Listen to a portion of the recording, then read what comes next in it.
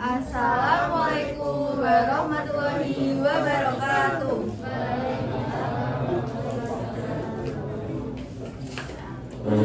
Baik, perkenalkan kami dari kelompok perlawanan. Sebelum itu izinkan kami memperkenalkan diri. Saya Karisya Hidayatu Syifa, nomor presensi 16. Saya Felis Andina Karnaya, nomor presensi 35. Saya Felix Esa Ramadhani Irawan, absen 10. Saya Satra Bobino, absen 29. Baik, yang pertama kita akan membacakan sedikit materi. Jadi materi perlawanan ini, yang pertama, tujuan Jepang menduduki Indonesia itu adalah karena negara tersebut membutuhkan sumber daya untuk menunjang keperluan perang Asia Pasifik. Keberhasilan Jepang menguasai beberapa wilayah Indonesia merupakan akibat dari propaganda-propaganda yang dilakukan oleh Jepang terhadap bangsa Indonesia. Tujuannya adalah menarik simpati sehingga rakyat tidak melakukan perlawanan. Perjuangan melalui organisasi merupakan jalan damai yang ditempuh untuk menghindari korban jiwa dari rakyat. Lalu ada juga perjuangan melalui gerakan bawah tanah, yaitu adalah perlawanan menggunakan senjata. Beberapa tokoh memiliki semboyan cinta kedamaian tetapi lebih cinta kemerdekaan. Mereka menganggap perlawanan bersenjata akan lebih cepat mewujudkan kemerdekaan. Perlawanan di Aceh. Aceh menjadi salah satu wilayah yang dikuasai Jepang. Masyarakat Aceh diperlukan dengan sewenang-wenang dan mengalami penderitaan yang cukup lama karena banyak rakyat Aceh yang dikenakan untuk Romusa. Akibat hal itu, pada 10 November 1942 terjadi penyerangan terhadap Jepang di Chotbyeng. Penyerangan tersebut dipimpin oleh Tengku Abdul Jalil yang merupakan seorang guru mengaji di Chotbyeng. Lalu yang kedua yaitu perlawanan di Singaparna, Tasikmalaya. Singaparna, Tasikmalaya menjadi salah satu wilayah yang berhasil diduduki oleh Jepang. Pada masa itu, rakyat Singaparna dipaksa untuk mengikuti upacara Seikere. Upacara Seikere merupakan upacara penghormatan kepada Kaisar Jepang dengan cara membungkuk ke arah matahari terbit dengan cara seperti ini. Masyarakat Singaparna merasa sangat dipermalukan dan dilecehkan. Kemudian ada perlawanan di Indramayu. Nah, di Indramayu ini mereka juga mendapatkan perlakuan yang sama dari Jepang. Yakni Indramayu dipaksa menjadi Romusa, bekerja di bawah tekanan dan diperlakukan secara sewenang-wenang. Nah, oleh karena itu masyarakat Indramayu juga melakukan perlawanan terhadap Jepang.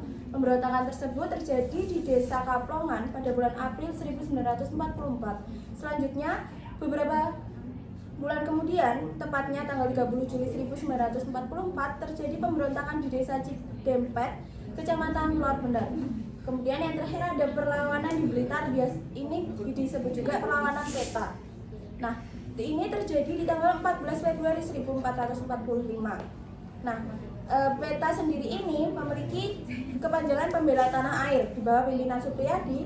Pemberontakan ini merupakan pemberontakan terbesar pada masa pendudukan Jepang kala itu.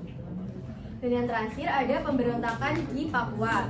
Lalu selanjutnya berikut akan saya bacakan contoh gerakan bawah tanah. Gerakan bawah tanah ini dilakukan oleh beberapa kelompok. Yang pertama ada kelompok Sukarni, yang kedua kelompok Ahmad Subarjo, ketiga kelompok Syahrir, dan yang ketiga kelompok Syahrir. Baik, sekian dari materi kami. Berikut akan kami nyanyikan lagu yang liriknya sudah kami buat bersama. Jemdat.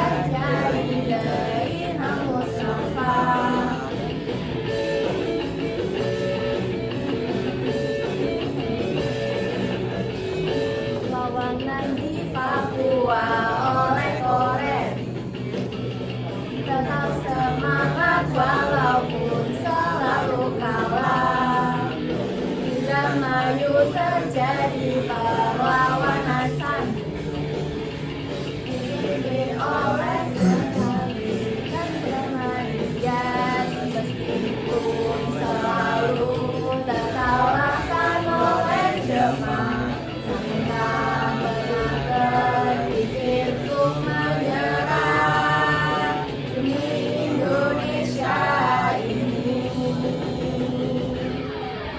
Terima kasih pahlawan Indonesia, walaupun selalu kalah, namun tak pernah menyerah.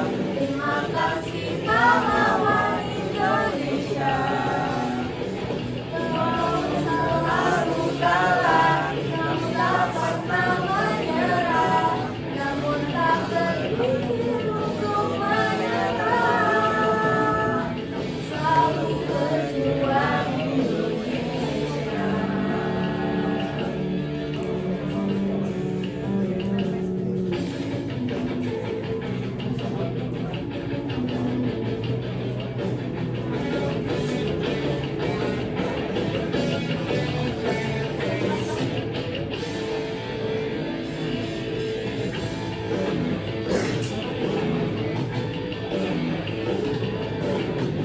Terjadi pemberontakan tentara peta yang dipimpin oleh pimpinan Supriyadi, Syahrir Amin Syarifuddin Hairul Saleh, Ahmad Subarjo, Adam Malik dan Wikana.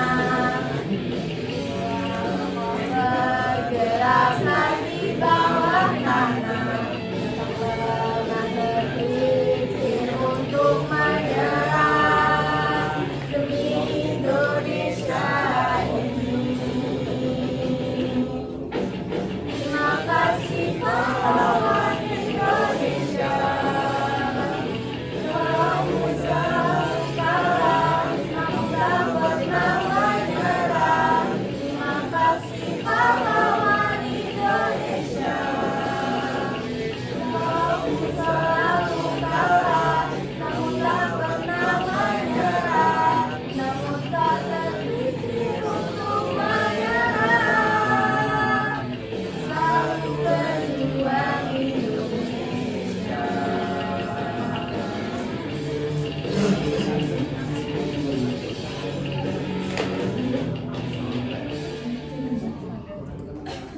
Baik, itulah persembahan dari kami. Mungkin dari kelompok lain ada yang mau menanggapi atau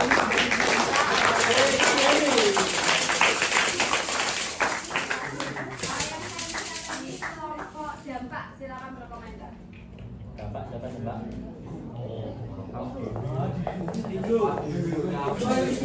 Kami dari kelompok dampak akan memberi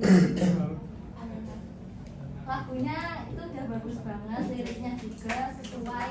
Jadi lagunya itu temponya sesuai dengan lirik yang kalian buat, semangat.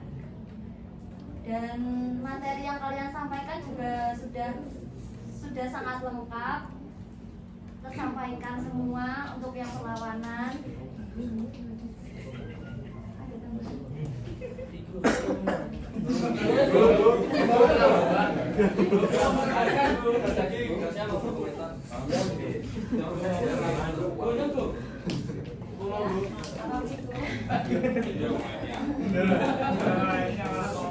Yang lainnya Bu. Menurut saya sudah cukup bagus, mungkin yang lainnya bisa menambahkan.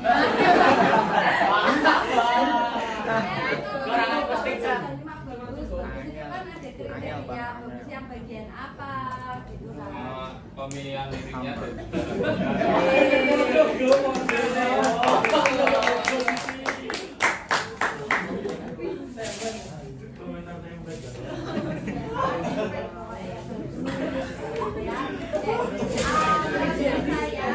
Penampilan dari penampil sebenarnya kan ada jeda 2 minggu ya dari penampilan sebelumnya, harusnya bisa nge-review apa yang sudah kita bahas sebelumnya.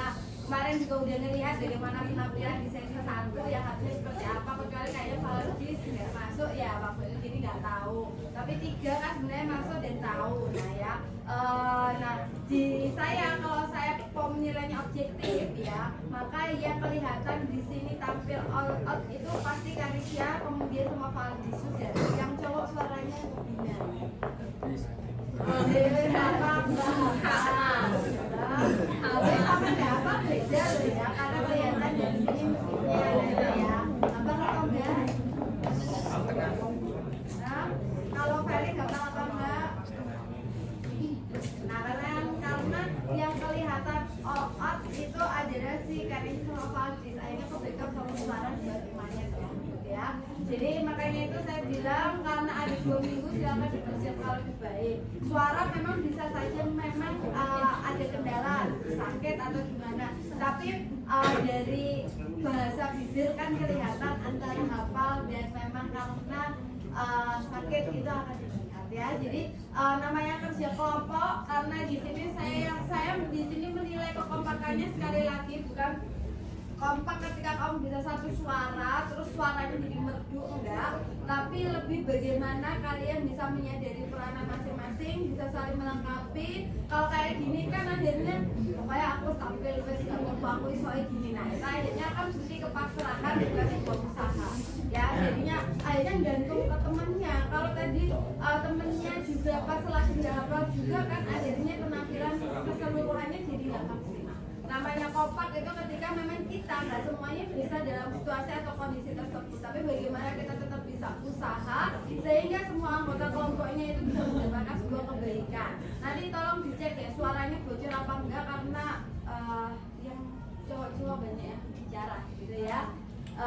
Itu juga bagian dari apresiasi sebenarnya ketika teman tampil ya, bagaimana kamu bisa tenang sehingga temanmu baik mau lali ini mergo grogi mikir waduh aku ketinggalan gosipan gitu kan ya, malah akhirnya lupa materinya apa karena ngelihat temannya lagi sibuk berbicara ya. Jadi banyak hal yang membuat kita tiba-tiba jadi blank, lupa dan lain sebagainya.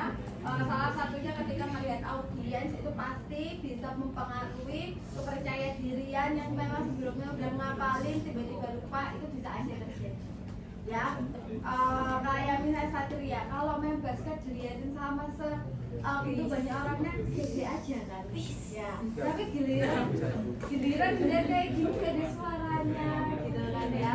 Nah jadi memang tingkat kepercayaan diri kita itu beda-beda tujuannya, tapi itu kita berusaha saling menghargai ya teman-teman ya. Kalau dunia tampil itu tetaplah kondusif, tetap memperhatikan, tetap menghargai, biar yang nggak pede itu bisa mendapatkan dukungan secara tidak langsung dari para audiens ya. Oke.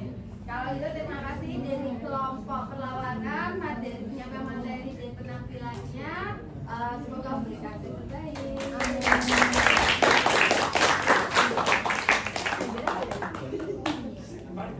Sekian penampilan dari kami, kurang lebihnya kami mohon maaf.